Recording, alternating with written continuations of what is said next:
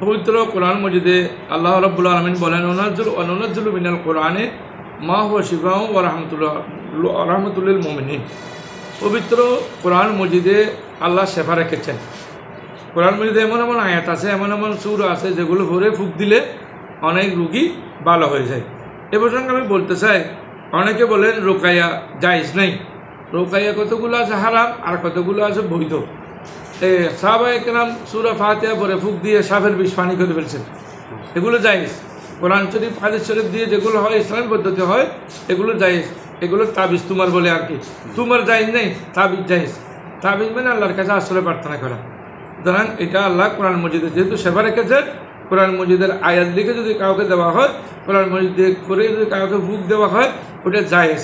না জায়েজ বলার কোনো সুযোগ এখানে কোনো জোর নেই। রসুল করিম সাল্লাল্লাহু আলাইহি সাল্লাম ইরশাদ করেছেন, ইন্নান নবিয়্য সাল্লাল্লাহু আলাইহি সাল্লাম কানা ইযা আওয়া ইলা ফিরাশি। রসুল করিম সাল্লাল্লাহু আলাইহি সাল্লাম যখন নিদ্রা যেতেন, ঘুম যাওয়ার পূর্বক্ষণে কুল্ল লাইলাতিন, প্রত্যেক রাত্রে রসুল করিম সাল্লাল্লাহু আলাইহি সাল্লাম জামা কাফাইহে, নিজের এই দুই তালু হাতের এগুলো কবজি পর্যন্ত এগুলো একত্রিত করতেন। একত্রিত করে রসুল করিম সাল্লাল্লাহু আলাইহি সাল্লাম তুম্মা নাফাসা ফিহিমা, এখানে ফুঁক দিতেন, এমন করে ফুঁক দিতেন ঘুমানোর আগে। তারপর ফাকারা ফিহিমা, রসুল করিম সাল্লাল্লাহু আলাইহি সাল্লাম ওখানে পড়তেন কুল হুয়াল্লাহু আহাদ, কুল আউযু বিল ফালাক, কুল আউযু বিন নাস। এই তিনটা পরে রসুল করিম সাল্লাল্লাহু আলাইহি সাল্লাম হাতে ফুঁক দিয়ে সরকার দু আলম সাল্লাল্লাহু আলাইহি সাল্লাম ওই হাতগুলো শরীরের মধ্যে বুলাই দিতেন। সুম্মা ইয়ামসাহু বিহিমা মাস্তাতা মিন জাসাদিহি। রসুল করিম সাল্লাল্লাহু আলাইহি সাল্লাম যতদূর তার শরীর মোবারকে পারতেন এটা হাতটা বুলাই দিতেন। হাতটা বুলাই দিলে যতদূর যায় ওখানে আর কোনো অনিষ্ট কোনো বিরক্তি করতে পারবে না। এটা আমাদের রসুল করিমের থেকে আমরা শিক্ষা গ্রহণ করতে পারি। ঘুমানোর আগে 3 কুল পরে হাতে ফুঁক দিয়ে তারপর মাথা থেকে যতদূর হাত যায় ততদূর বলে দিতে পারি। এটাও চিকিৎসা, এটাও রসুল করিম সাল্লাল্লাহু আলাইহি সাল্লামের চিকিৎসা। তারপর আছে, এখন রসুল করিম সাল্লাল্লাহু আলাইহি সাল্লাম তো বিজ্ঞানীদের বিজ্ঞানী ছিলেন। চিকিৎসা বিজ্ঞানীর মধ্যে সেরা একজন চিকিৎসা বিজ্ঞানী রসুল করিম সাল্লাল্লাহু আলাইহি সাল্লাম শ্রেষ্ঠ পৃথিবীর মধ্যে ছিলেন। রসুল করিম বলতেছেন, ইন্না হাজিল হাব্বাতা সাউদা শিফাআন মিন কুল্লি দাইন ইল্লা মিনাস সামি। কুলতু ওয়ামা সাম ক্বালা আল মউত। রসুল করিম সাল্লাল্লাহু আলাইহি সাল্লাম বলেছেন, কালো দানা, অর্থাৎ আমরা যে বলি এটার নাম কি, কালো জিরা। কালো জিরা প্রত্যেক রোগের ওষুধ, শুধু মৃত্যু ছাড়া সব রোগের ওষুধ কালো জিরার মধ্যে আছে। সুতরাং আমরা রসুল করিমের বিধি মোতাবেক, রসুল করিম সাল্লাল্লাহু আলাইহি সাল্লামের নির্দেশনা মোতাবেক আমরা আমাদের শরীরকে সুস্থ রাখার জন্য আমরা চাইলে ডেইলি অল্প অল্প করে কালো জিরা আমরা খেতে পারি। এরপর বলছেন, ইয়াখরুজু মিন বুতুনিহা শারাবুন মুখতালিফুন আলওয়ানুহু ফিহি শিফাউল লিন্নাস। মধু দিয়ে চিকিৎসা করা, এটাও রসুল করিম সাল্লাল্লাহু আলাইহি সাল্লাম আমাদেরকে শিখিয়ে দিয়েছেন যে মধু দিয়ে কীভাবে চিকিৎসা করবো। অল্প অল্প মধু ডেইলি যে খায় তার কোনো ধরনের রোগ হয় না, রোগ থাকলে রোগ সেবা হয়ে যায়। আল্লাহ রাব্বুল আলামিন আমাদেরকে মধু পান করার সুযোগ আল্লাহ দান করুক, আমিন। মধু খাবার। এরপর হলো আর শেফাও বিসালাসাতি। রসুল করিম সাল্লাল্লাহু আলাইহি সাল্লাম ইরশাদ করেছেন, শেফা হলো 3 জিনিসের মধ্যে। কি এগুলো? শরবাতু আসলিন, মধু পান করা, ওয়াশরতাতে মেহজামিন, শিঙ্গে লাগানো কি, এটা একটা শিং, অনেক বড় একটা শিং, যেখানে কত আছে রক্ত মরা আছে ওখানে বসাই দিয়ে রক্ত টানে, এইটা হলো সিঙ্গা। এরপরে ওয়াকাইয়াতু নাহারিন, আগুনের দাগ দেওয়া। লোহা ফুরে আগে গরু ছাগলকে গ্রামে মানুষ গরু ছাগলকে দাগ দিত রোগ ভালো হওয়ার জন্য। স্মরণ আছে এগুলো গ্রামে আছে, এখনো আছে না জানি না, আগে ছিল। ওয়ানহা উম্মতি আনিল কাইয়ে। রসুল করিম সাল্লাল্লাহু আলাইহি সাল্লাম বলতেছেন, আমি আমার উম্মতকে এই ফুরে দাগ দেওয়া থেকে আমি নিষেধ করতেছি। কারণ ফুরে দাগ দেওয়া অনেক সময় এখানে ক্ষত হয়ে যায়, ওখানে বিভিন্ন ধরনের জীবাণু জন্মায়, জন্মানোর পরে ফুরে গেলে ওখান থেকে আস্তে আস্তে ক্যান্সারে পরিণত হয়ে যায়। এই জন্য রসুল বলছেন আমি এটা নিষেধ করতেছি, এটা আমার উম্মত সহ্য করতে পারবে না। এরপরে হলো ইন্না আবদুল্লাহ মা তাদাওয়াইতুম বিহিল হাজামা। রসুল করিম সাল্লাল্লাহু আলাইহি সাল্লাম বলতেছেন হাজামা করা, হাজামা এটো রসুল করিম সাল্লাল্লাহু আলাইহি সাল্লাম করতেন, এটো এই রোগের ওষুধ। এরপরে তামরুল আজওয়া, আজওয়া নামক খেজুর, আজওয়া নামক খেজুরের ব্যাপারে আল্লাহ রসুল বলছেন ওইটাও সেবা। মান তাসাব্বাহা কুল্লা ইয়মিন সাবা আমার হাতে আজওয়াতান, যে ব্যক্তি প্রতিদিন 60টি করে আজওয়া নামক খেজুর খাবে, হ্যাঁ, লাম ইয়াদুরহু যালিকাল ইয়ম সামুন ওয়ালা সাহরুন, তার কোনো বিষ এবং কোনো ধরনের জাদুটোনা তাকে কোনো গ্রাস করতে পারবে না, যে 60টি করে আজওয়া খাবে প্রতিদিন। তবে ডায়াবেটিস থাকলে এটা হলো ওরা সতর্ক, ওরা এতগুলো খেজুর খেতে পারবে না, ডায়াবেটিস থাকলে সমস্যা আছে, এই বুঝে শুধু ডাক্তারের পরামর্শ অনুযায়ী খাবে। ইজা স্বামী তুমুর তাউন বিত্তাউন বিআরদিন ফালা তাদখুলুহা ওয়া ইজা ওয়াকা বিআরদিন ওয়া আনতুম বিহা ফালা তাখরুজু মিনহা।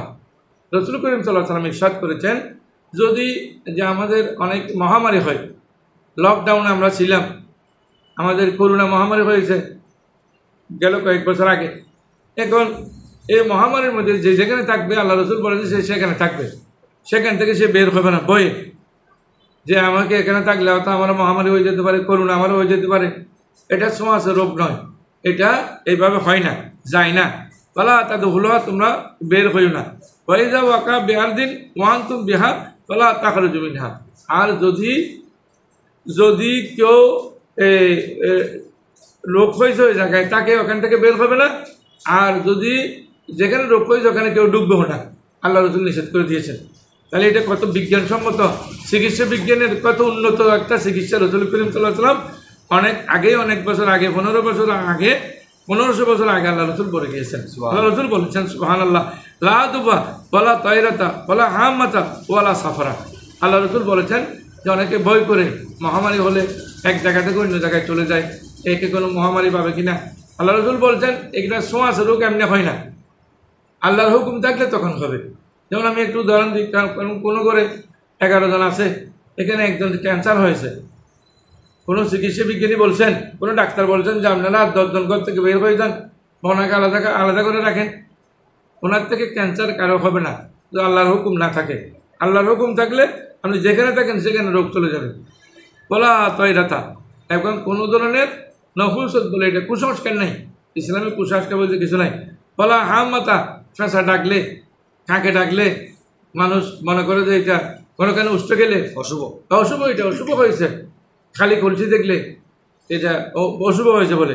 এটা আমি গেল কয়েকদিন আগে এগুলোর উপর, কুসংস্কারের উপর 2 জুমা আমি আলোচনা করেছি, প্রায় আমার 6টা বক্তব্য আছে এটার উপর। সঠিক পথের সন্ধানে আমার ইউটিউবের মধ্যে আছে। কোনো ধরনের এগুলো হলো কুসংস্কার। বলা হাম মাতা ফেঁসার ডাক নেই, বলা সাফরা, অনেকে বলে সবার মাঝে বিবাহ শাদী হয় না, সবার মাঝে এটা নেই, সবার মাঝে এটা নেই, সবার মাঝে এটা নেই। তেমনি পাইছেন কোথায়? এটা তো কোনো কিতাবে নেই। তো কোনো কিতাবে না থাকলে আমরা এটা কেন বলবো? সুতরাং আমরা আমরা এখানে সবগুলো ক্যালকুলেশন হলো যে আমরা আল্লাহর উপর তাওয়াক্কুল আছে, চিকিৎসা করতে হবে। আর আপনি চিকিৎসা না করে আল্লাহর উপর শুধু তাওয়াক্কুল করে বসে থাকলে চলবে না, হবে না। সুতরাং এটা প্রতিরোধমূলক ব্যবস্থা করতে হবে। এটা আমরা এই পর্ব থেকে শিক্ষা গ্রহণ করতে পারলাম, প্রতিরোধমূলক ব্যবস্থা গ্রহণ করতে হবে, প্রতিষেধক প্রয়োজনীয় ওষুধ খেতে হবে। সুতরাং এগুলো সবগুলো ঠিকভাবে চালা যেতে হবে। বা কিতাব তিব্বে, তাহলে চিকিৎসা সংক্রান্ত পর্ব সম্পর্কে আজকে আমরা আলোচনা করবো। ইমাম বুখারী রাহমাতুল্লাহ বলেন, মা আনজালাল্লাহু দান, আল্লাহ রাব্বুল আলামিন কোনো ওষুধ, আল্লাহ রাব্বুল কোনো রোগ আল্লাহ দেন নেই, ইল্লা আনজালাল্লাহু শিফা, একমাত্র যে রোগ দান করেছেন সেই রোগের ওষুধও দান করেছেন, প্রতিষেধকও আছে। সুতরাং আমরা নির্বাচন করতে পারছি না, ইনশাল্লাহ নির্বাচন হবে আমাদের চিকিৎসা বিজ্ঞানের, এগুলো সবগুলো বের করতে পারবেন আল্লাহ তৌফিক দিলে। আন আবি হুরায়রা, প্রথম হাদিস হলো বিহি কোয়ালা হাদাসানা 5687 নম্বর, হ্যাঁ সরি 78 নম্বর, 5678 নম্বর হাদিস আমরা এখন পড়তেছি। আর মোহাম্মদ ইবনিল হাদাসানা মোহাম্মদ ইবনুল মুসান্না কোয়ালা হাদাসানা আবু আহমদ আল-জুবাইরি কোয়ালা حدثنا عمر بن سعد بن أبي سعيد أبي حسين قال حدثنا عطاء بن أبي رباح عن أبي هريرة رضي الله تعالى عن النبي صلى الله عليه وسلم قال ما أنزل الله داء إلا أنزل له شفاء। আল্লাহ এমন কোনো রোগ দান করেন নাই যেটার শেফা প্রতিষেধক ঔষধ আল্লাহ দুনিয়াতে দেন নাই। বাবুন আল ইদাবিল রজুলুল মারাতা আবিল মারাতুর রজুলা, এই পরিচয়টি হলো পুরুষেরা মহিলার চিকিৎসা করতে পারে কিনা, আবার মহিলারা পুরুষের চিকিৎসা করতে পারে কিনা, এই সম্পর্কে অনেকের কনফিউশন থাকে। হ্যাঁ, এ ব্যাপারে আল্লাহ রসুল সুস্পষ্ট বলেছেন কি আন রবি বিনতে মুআব্বাজ ইবনে আফরা কালাত, হযরতে আফরা রাদিয়াল্লাহু তাআলা বলতেছেন কুলনা নাগজু মা নবী, আমরা রসুলের সাথে যুদ্ধের ময়দানে যেতাম। মহিলারা যুদ্ধের ময়দানে যুদ্ধে যেতেন কেন? কি করতেন ওরা? নাসকিল কওমা, আমরা যুদ্ধদেরকে পানি পান করাতাম, শরবত পান করাতাম, মধু পান করাতাম। ওয়া নাকদিমুহুম, এবং তাদের সেবা করতাম। কাপড় লাগে, কোন দিকে রক্ত পরে ওইটা রক্ত মুছে দিতাম। হ্যাঁ, কোন দিকে ওনাদের কি প্রয়োজন হয় ওইটা আমরা নিয়ে দিতাম।